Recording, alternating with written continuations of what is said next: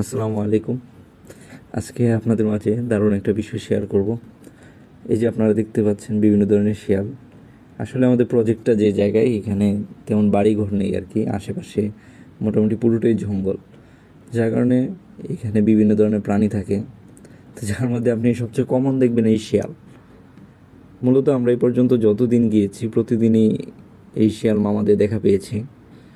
বিশেষ করে বৃষ্টির সময় এদেরকে একটু বেশি দেখা যায় আর কি।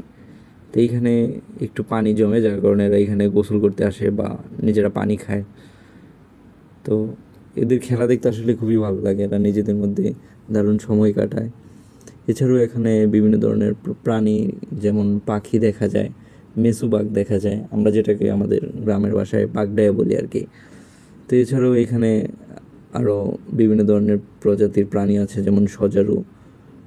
আমরা অবশ্য এখনো সজারু দেখি নাই, তবে ওই এলাকার যারা আছে ওদের থেকে শুনেছি যে এখানে সজারু আছে, বিভিন্ন ধরনের সাপ আছে। তো মূলত এখানে